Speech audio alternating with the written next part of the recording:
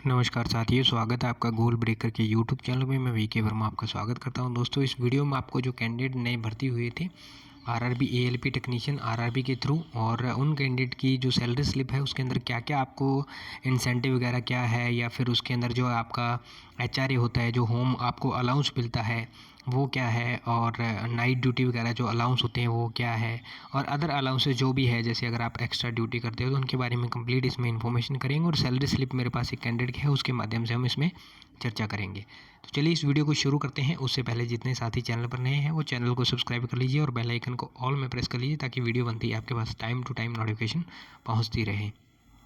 तो दोस्तों, मैं चलता हूँ जो सैलरी स्लिप पे मेरे पास सैलरी स्लिप आ चुकी है, जिसमें सबसे पहले आप यहाँ पे देखोगे pay slip for the month of October 2020 के लिए जो वेतन पर्ची है उसमें बताया गया है।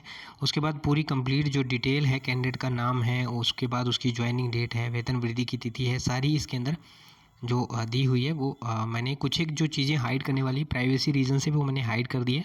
अब आप यहाँ पे देखोगे जो नाम है, डेजिग्नेशन है, उसके बाद डिपार्टमेंट है, स्टेशन है, बिल यूनिट कहाँ से बनता है, आधार कार्ड है, डेट ऑफ बर्थ है, लेवल है, वेतन वृद्धि की जो तिथि है वो है, मोबाइल नंबर दिया हुआ है। उसके बाद इधर मैं आपको दिखाऊंगा यहाँ पे कार्य ग्रहण की तिथि, डेट ऑफ ज्वाइनिंग। ये देखो कार्य ग्रहण की तिथि जो फरवरी के अंदर ज्वाइनिंग हुई थी, इसी ईयर के अंदर ये अकाउंट नंबर है। और उसके बाद ये भुगतान पेमेंट का मोड है, किस तरह से किया गया, बैंक का नेम है, खाता संख्या है, अकाउंट नंबर है, और यहाँ पे स्थायी जो पीएफ नंबर है, ये ऊपर पीएफ अकाउंट नंबर, ये जो आपका जिसमें आपका जमा होता है भविष्य निधि के तहत, वो वाला अकाउंट नंबर है जिसको हम पीएफ नंबर भी बोल सकते हैं। ठीक है, तो ये पैन नंबर है और ये अकाउंट नंबर है। और यहाँ पे कुछ एक जो आपको लीव्स वगैरह मिलती है वो मैंने आपके पिछले वीडियो के अंदर भी बताया था। ये LHAP है, जिसको लीव हाफ एवरेज पे बोला जाता है, और ये LAP है जो आपकी लीव एवरेज पे होती है, जो ईयर के अंदर आपको 30 मिलती है, ये वाली 20 मिलती है।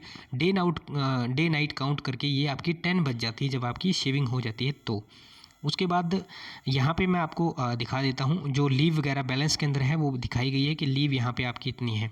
अब सबसे पहले मैं आपको दिखाता हूँ जो ग्रोस पे है, जिसको सकल वेतन बोला गया है, वो 26,250 है। लेकिन जब मैंने आपको ट्रेनिंग की पे स्लिप बनाई थी उसके अंदर था 23,283 रुपये, 83 रुपीज़ ये था, क्योंकि उसके अंदर आपको क्या था, DA मिलेगा और आपका 19,900 जो बेसिक था वो मिलेगा। अब यहाँ पे आप कंपेयर कर लो कि 26,520 रुपये है, अप्रॉक्सीमेट 3,000 और 200 रुपये के करीब, यानी कि 32 रुपये के करीब यहाँ आप एक्स्ट्रा मान सकते हो लगभग। मैं मोटा मोटा आइडिया बता रहा हूँ। अब यहाँ पे जो वेतन है उसमें कटौती क्या की गई है वो यहाँ से देख लो। ये कुल रिकवरीज हैं, और यहाँ पे आपका वेतन है, उसमें ये इतने पैसे जो है वो काट लिए गए हैं। कितने? 29 रुपये काटे गए हैं। ठीक है, क्यों काटे गए हैं उसका भी पूरा कंप्लीट है। और ये जो शुद्ध वेतन है जो आपको मिलेगा या जिस कैंडिडेट को मिलने वाला है वो इतना है। दोस्तों, ये वेतन आपको अलग अलग मिलता है सभी जगह पे, ये मैं आपको दिखाऊंगा किस हिसाब से अलग अलग मिलता है।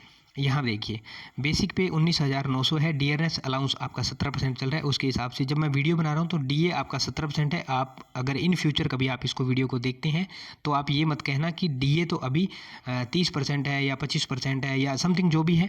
तो अभी मैं ये वीडियो बना रहा हूँ तो ये अक्टूबर के अंदर बना रहा हूँ, और आज 30 अक्टूबर 2020 है, तो आप 30 अक्टूबर 2020 के हिसाब से DA काउंट करना। इन फ्यूचर ये इंक्रीज़ होता है तो आपको मिलेगा, तो इंक्रीज़ होकर ही मिलेगा। यहाँ पे इतना DA हो गया। उसके बाद हाउस रेंट अलाउंस जो HR है आपका, ये 1,800 रुपये है। ये इस तरह के शहर के अंदर है जहाँ पे HRA आपका 8% है।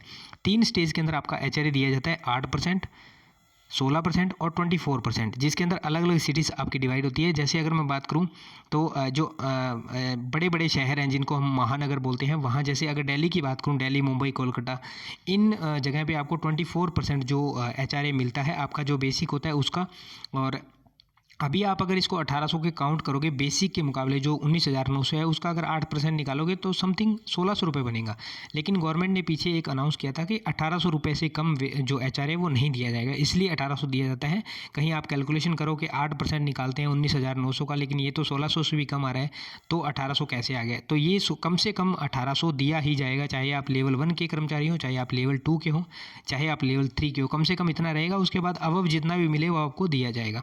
अब कुछ एक शहर ऐसे हैं जहाँ पे 16% दिया जाता है, जिसके अंदर जैसे अगर मैं चंडीगढ़ शहर की बात करूँ तो उस तरह के शहर आते हैं, या फिर सहारनपुर शहर की बात करूँ तो उस तरह के शहर आते हैं। और जहाँ पे 8% दिया जाता है वो थोड़े छोटे शहर काउंट किए जाते हैं, उन शहरों में 8% दिया जाता है। आप चाहें तो इसको वीडियोज़ के अंदर देख सकते हैं किन शहरों के अंदर कितना दिया जाता है, या गूगल करके इसको विकिपीडिया में भी आप देख सकते हैं, ठीक है। उसके बाद बात करते हैं, यहाँ पे एक चीज़ और है जो ट्रांसपोर्ट अलाउंस है, ये दिया जाता है 1053 रुपये। ये आपका ट्रांसपोर्ट अलाउंस, ये पर डे जब आप ड्यूटी पे जाते हो वो आपका अलाउंस है। एक अलाउंस आपको तब दिया जाता है जब आप अपने डेस्टिनेशन से, मान लीजिए आपकी किसी स्टेशन पर यहाँ पर ड्यूटी है और यहाँ से आपको 8 किलोमीटर से ज़्यादा एरिया जाना पड़ेगा, 8 किलोमीटर से अधिक में अगर आप कहीं काम करने जाते हो तो वहाँ पे आपको ट्रांसपोर्ट अलाउंस अलग से दिया जाता है, और वो किलोमीटर के हिसाब से दिया जाता है। उसका एक अलग प्रोसेस रहता है, वो कभी वीडियो में अगर आपको ज़रूरत पड़ेगी या आप कहोगे तो वो मैं उसको जानकारी लेकर के बता दूंगा। उसके बारे में इतना अभी मत जानिए क्योंकि वीडियो से भटक जाएंगे फिर हम। उसके बाद आपका आता है नेशनल हॉलीडे अलाउंस। तो ये कोई हॉलीडे आया होगा, या तो पीछे आपके जो अक्टूबर माह है उसके अंदर 2 नेशनल हॉलीडे थे, जिसके अंदर एक गांधी जयंती रही है और दूसरा रहा है आपको 25 अक्टूबर को जो है दशहरा रहा है। उनके अंदर एक या हॉलीडे किया गया है, उस हॉलीडे का जो ये वेतन है 384 रुपये। तो दोस्तों ये भी आपका जो बेसिक है उसके हिसाब से काउंट करके मिलता है, परसेंटेज के हिसाब से। मैंने इसको काउंट नहीं किया है कितना मिलता है ये, तो आप इसको अगर डिवाइडेशन करके निकालोगे तो आपको पता लग जाएगा कितना परसेंट ये मिल रहा है। आपकी जितनी बेसिक रहेगी उसके हिसाब से आपको ये धीरे धीरे बढ़ता रहेगा। और उसके बाद मैं आपको यहाँ पे जो कटौतियाँ हुई, जो 29 ये कटौती जो दिखाई गई है उसको मैं दिखाता हूँ क्या किया गया है। ये कटौती है, एक कटौती आपकी 20 रुपये की है जो कर्मचारी कल्याण कोष है, इसके अंदर 20 रुपये आपके जमा होते हैं। और एक ये है रेलवे एम्प्लॉय इंश्योरेंस स्कीम। ये इंश्योरेंस है, इन फ्यूचर आपको अगर कुछ हो जाता है तो इंश्योरेंस के माध्यम से आपको ये पैसे जो है वो दिए जाते हैं।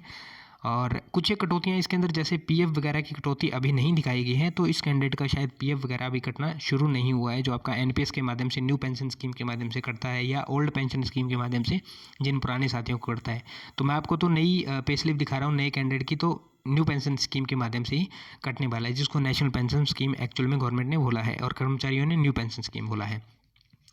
तो ये यहाँ तक आपका हो चुका है। अब जो ग्रोस पे है, अगर 29 रुपीज़ आप 26,520 के अंदर अगर 29 रुपीज़ निकालते हो तो 26,491 रुपीज़ आपके यहाँ पे बच जाते हैं, जो कि यहाँ पे शुद्ध वेतन आपको बताया गया है, ठीक है। तो दोस्तों ये थी आपके लिए इन्फॉर्मेशन जो मैंने आपको बताई। यहाँ पे आप देख सकते हैं क्या क्या अलाउंस मिलता है। अब मैं अदर अलाउंसेज जो मिलते हैं उसके बारे में आपको बता देता हूँ। एक तो मिलता है नाइट ड्यूटी अलाउंस, जो साथी नाइट में अगर ड्यूटी करते हैं तो उनके लिए नाइट ड्यूटी अलाउंस रहता है। एज़ पर आपकी बेसिक अलग अलग ये मिलता है आपको। उसके बाद आपको रिस्क अलाउंस मिलता है। कई सारी जगह ऐसी होती है जहाँ पर आपको रिस्क के काम करना पड़ता है, तो वहाँ पर आपको रिस्क अलाउंस के माध्यम से रिस्क अलाउंस दिया जाता है। और अदर बहुत सारे अलाउंस होते हैं, जैसे ट्रैवलिंग का अलाउंस है, और जो ट्रैवलिंग वाला मैंने आपको बताया था उसके अंदर आपको मिलता है। ट्रांसपोर्ट अलाउंस यहाँ पे मैंने बता ही दिया है। और भी बहुत सारे अलग अलग जगह पे जैसे जैसे आप ड्यूटी करते हो वैसे वैसे उसके माध्यम से आपको अलग अलग अलाउंसेज वगैरह जो है वो मिलते हैं। तो दोस्तों ये थी आपके लिए वीडियो। उम्मीद करता हूँ वीडियो आपको अच्छी लगी है, जानकारी हेल्पफुल है। अगर अच्छी लगी तो वीडियो दोस्तों के साथ शेयर करना और लाइक ज़रूर से करना, और चैनल पर अगर नए आए तो चैनल को सब्सक्राइब करना। अगर आपका कोई सुझाव है तो आप कमेंट बॉक्स में कमेंट कर सकते हैं। अगर आपका कोई डाउट है तो भी आप कमेंट बॉक्स में कमेंट कर सकते हैं। यहाँ रेलवे जानकारी के नाम से प्लेलिस्ट मिलेगी, जिसके अंदर आपको मैंने कंप्लीट जो रेलवे की इन्फॉर्मेशन होती है वो पूरी बताने की कोशिश की है। और यहाँ पे कोशिश करवाऊँगा कि अगर वीडियो मिल जाएगी पुरानी पे स्लिप वाली, जिसके अंदर बिना ट्रेनिंग के, जो ट्रेनिंग के अंदर दौरान जो आपकी पे स्लिप थी वो यहाँ पे कोशिश करूँगा, अगर मिली तो वीडियो वो लगा दूँगा, ठीक है। मिलते हैं नेक्स्ट वीडियो में नेक्स्ट अपडेट के साथ। तब तक के लिए जय हिंद, जय भारत, वंदे मातरम साथियों।